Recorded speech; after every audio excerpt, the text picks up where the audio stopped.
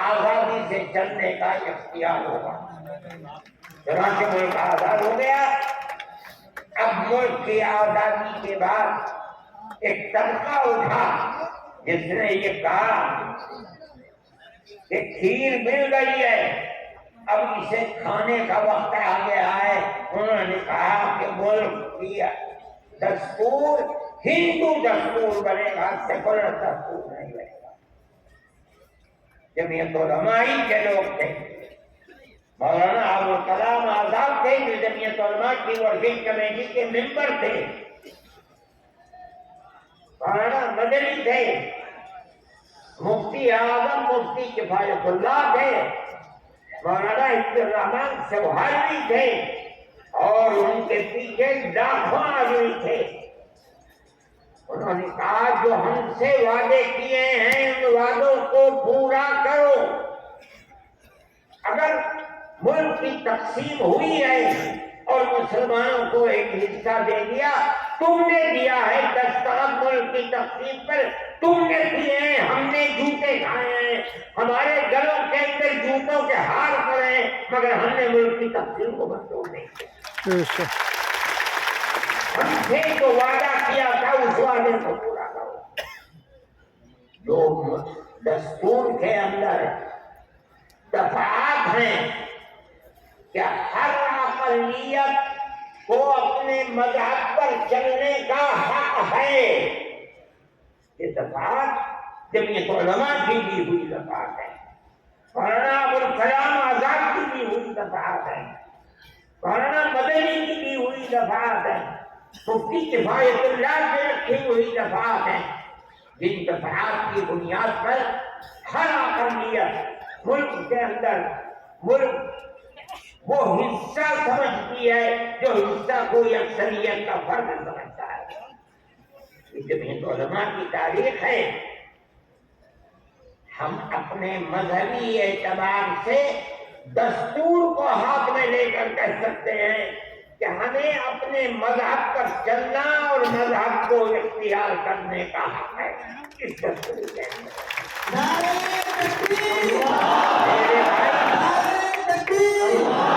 میرے بھائی،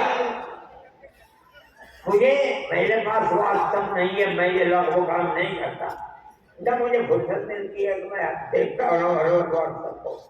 مجھے آج صبح ایک صاحب نے دکھلایا کہ کل مودی جی نے، وہ بڑے آدمی ہیں، میرے ملک کے وزیر اعظم ہیں، انہوں نے تقریر کی ہے اور اس کے اندر یہ فرمایا ہے کہ وقت ہندوستان کے دستور کے اندر وقت کوئی چیز نہیں ہے۔ مجھے حیرت ہوئی کہ ایک ملک کا وزیر اعظم اور ہندوستان جیسا وزیر اعظم یہ بات کہہ رہا ہے۔ میں کہتا ہوں کہ وقت قرآن کا فیصلہ ہے، اللہ کے نبی حضرت محمد کا فیصلہ ہے، ہمارے دین کا جز ہے۔ وقت کا لفظ نہیں آیا، لیکن یہ بات آ گئی 25 اور 26 صفحات کے اندر کہ اس ملک میں ہر اقلیت کو اپنے مذہب کو پکڑنے، اپنے مذہب کو چلنے کا اختیار ہے۔ کیا مطلب اس سے ہے؟ کل کو آپ کھڑے ہو کر کہتے ہیں کہ نماز کا ذکر دستور کے اندر نہیں ہے، حج کا نام دستور کے اندر نہیں ہے، زکات کا نام دستور کے اندر نہیں ہے، رمضان کے روزوں کا نام دستور کے اندر نہیں ہے، اس لیے ہر چیز کو مٹا دیا جائے۔ یہ کیا چیز ہے؟ دستور مجموعی طور پر دستور نے کہہ دیا کہ مسلمان ایک اقلیت ہے اور ہر اقلیت کو اپنے مذہب پر چلنے کا اختیار ہے۔ مذہب کی ہر چیز اس ایک دفعے کے اندر آ گئی۔ وقت کا مسئلہ، اسلام کے اندر جو چیز اسلام کی ہے مذہب، وہ چیز ہے جو قرآن کے اندر ہے۔ ایک دوسری وہ چیز ہے جس کو ہمارے آقا حضرت محمد صلی اللہ علیہ وسلم نے فرما دیا۔ یہی تو اسلام کی بنیادیں ہیں۔ سمجھو قرآن کی آیت ہے، چوتھے سپارے کی پہلی آیت، لن تنالوا البر حتى تنفقوا مما تحبون، لن تنالوا البر، ہرگز تم جنت کو نہیں پا سکتے۔ بر کی تفسیر مفسرین جنت سے کرتے ہیں۔ اے مسلمانوں کان کھول کر سن لو، ہرگز تم جنت کو نہیں پا سکتے یہاں تک کہ تم اپنے اس مال کو اللہ کی رضا کے لیے خرچ کرو جو تمہارے پاس ہے۔ جس مال کو سے تمہیں محبت ہے اس مال کو تم اللہ کی رضا کے لیے خرچ کرو۔ اسلام ایسا مذہب تھوڑی ہے۔ جب یہ آیت اتری اللہ کے نبی نے بیان فرمائی تو نسائی کی حدیث ہے کہ ابو طلحہ انصاری رضی اللہ تعالیٰ عنہ جو ایک دولت مند آدمی تھے، وہ اللہ کے نبی کے پاس آئے اور آ کر کہا کہ یا رسول اللہ، اللہ ہم سے ہمارے مال کے بارے میں فرماتا ہے کہ اگر تم جنت کے طالب ہو تو جو مال سب سے اچھا ہے تم اس کو اللہ کے راہ میں خرچ کر دو۔ یا رسول اللہ، میرا سب سے بہترین مال فلانی زمین ہے، میں آپ کو گواہ بناتا ہوں کہ میں اس کو اللہ کے لیے وقف کرتا ہوں۔ یہ حدیث موجود ہے مذہب اور کس چیز کا نام ہے؟ جو اللہ نے فرمایا وہ مذہب ہے، جو رسول اللہ نے فرمایا وہ مذہب ہے۔